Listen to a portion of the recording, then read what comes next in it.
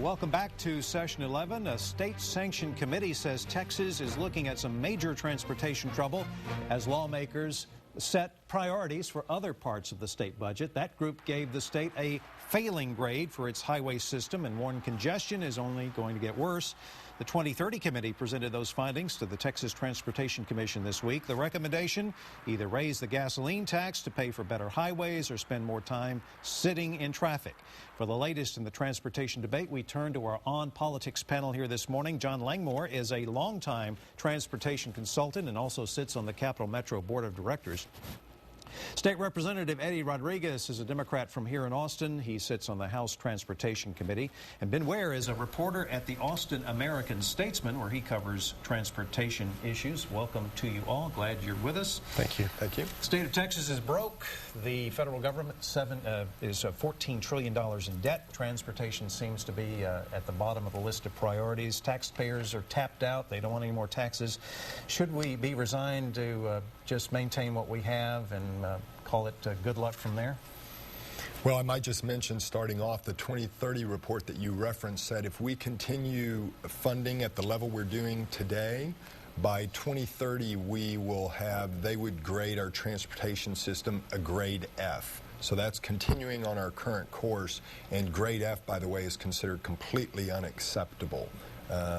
So I think it would be a great risk to the state, both in terms of our quality of life and our economy as a whole, if we continue on the same path and don't do anything to fix the current funding. Mr. Rodriguez? Well, yeah, I think that's absolutely right. I mean, you mentioned it. Everything's about the budget right now. Roughly $30 billion in the hole. We're dealing with the budget even later today. We're going to be talking about it on the House floor. The Speaker established an interim committee talking about transportation funding, basically, and infrastructure. And I think the purpose of that committee was to kind of come up with some ideas of, maybe not so much ideas for solutions, but at least to talk about the issue. And one of the things that the drum that I was beating was the cost of doing nothing. What's it going to cost the state?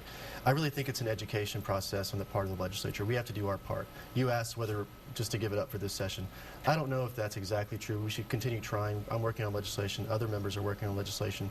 But more importantly, I think we need to talk about what it's going to cost the state if we don't do anything over the next 20, 25, 30 years or even beyond. What's it going to mean for the state of Texas? And that's even more scary and gloomy than if we, do we have the money now to pay for everything? We're talking about 300,000 jobs, we'll lose if we don't do something within the next 25, 30 years. So there's a lot to it. It's a lot about the future of the state of Texas. Depends on what we do with our infrastructure. Ben, you cover this every day. Yeah.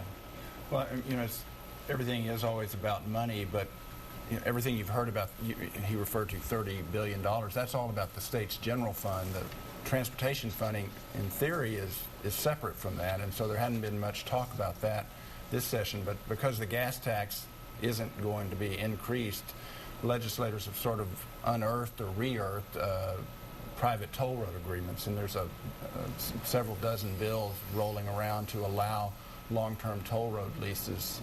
Again, the legislature in 2007 had said, we hate these. They put a moratorium on them. They allowed the authority to expire in 2009, but they've become, I don't know if popular is the right word, but acceptable again.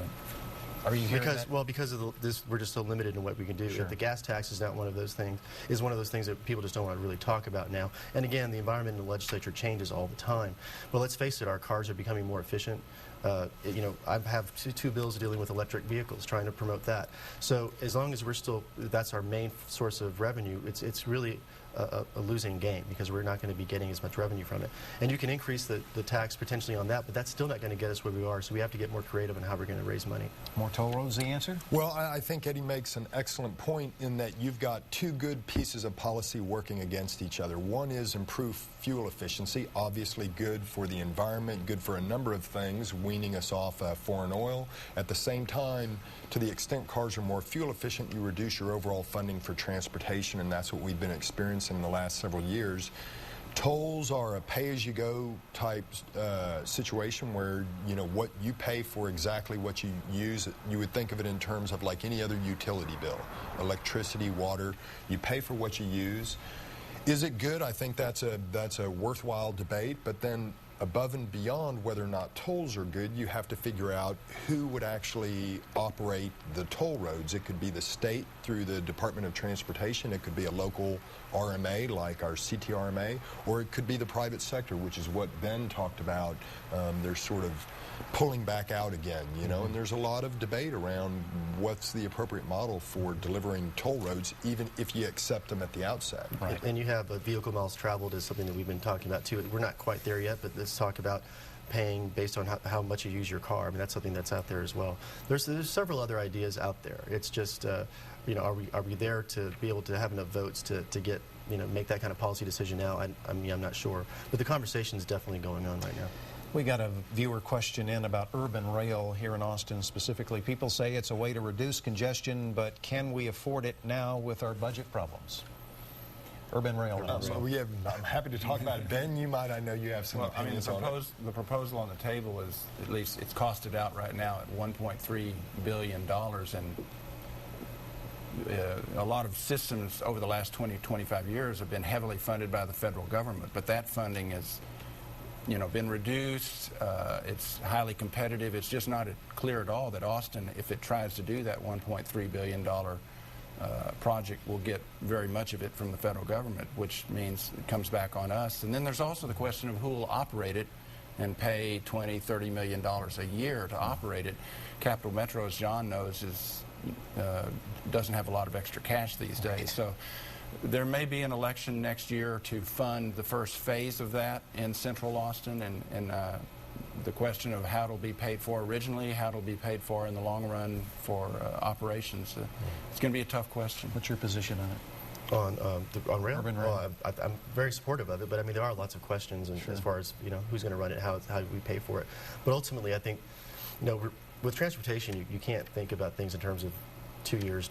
You have to think about it very long term. And I think if what we're trying to do is get people off the roads, this is really one way that we can do that. So I'm very supportive. John, we got about 30 seconds left. 30 seconds, yeah. The only thing I would say with respect, I think urban rail is critical with respect to both economic development and congestion mitigation going forward.